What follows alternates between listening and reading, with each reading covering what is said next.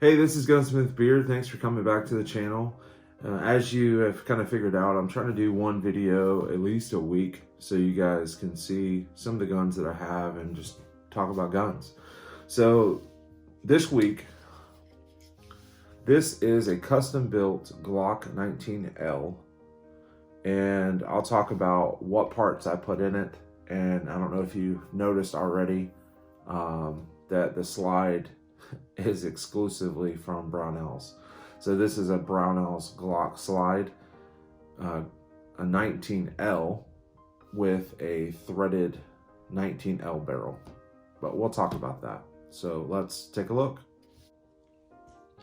All right, so let's do a tabletop for this custom build that I did with a Glock 19L. The L obviously means long, so it's a little bit longer than a standard 19. So what parts do I have in it? Before we do that, let's show clear.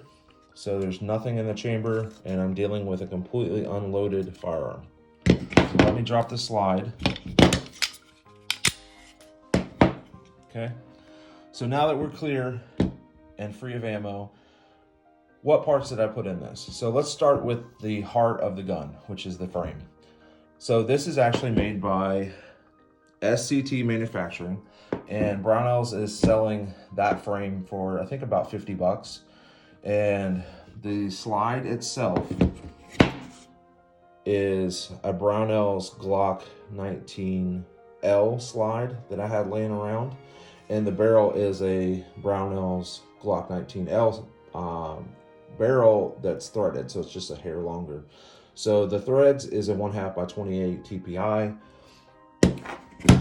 And the next question is, what parts did I put in the frame? What parts did I put in the slide? So I tend, when I build out Glocks, I like to use OEM Glock parts. So that's what I did. I bought an OEM parts kit for the frame with Glock parts for a 19. And then for the slide, I did the same thing. I got Glock 19 OEM slide completion parts for the slide. So both the frame and the slide have OEM Glock parts. And the last little bit that I have is I had a Miraglow suppressor height sights just laying around. I didn't really want to buy more sights, even though, let's be honest, since I'm not running an optic and I don't have a can on it, I don't really need suppressor height sights, but I mean, I had them. So that's what I installed. And like anything, you can always change them out later with a sight pusher. So I can remove those sights and put something else if I want. So this is my custom built 19L. It shoots really well. I think I have 300 or 400 rounds of 9 through it, and I haven't had any problems. One of the things I will say with frames, especially aftermarket frames, is you have to be really careful. I know PSA had issues with their dagger frames, what we call pin drift, which means the hole is actually too big in the frame, and then as you're shooting, the pin starts drifting out the side.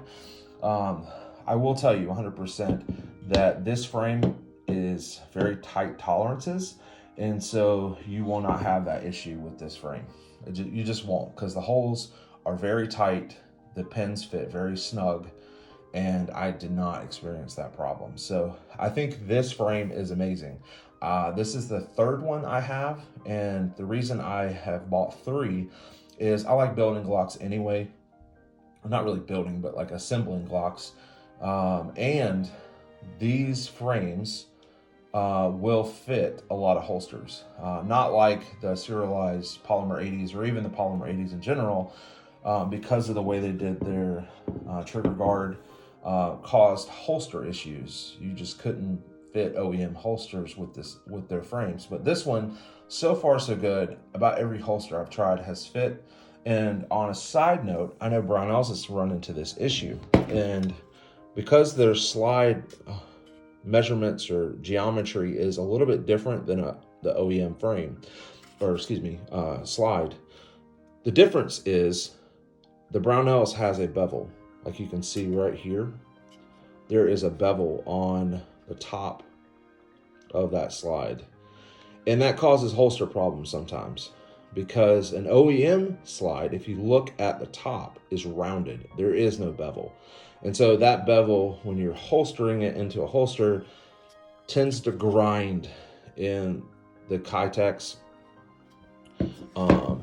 and causes fitment issues in holsters. So some guys don't care, but some guys do, especially if you have a Safari Land, you paid like $300 some for that holster.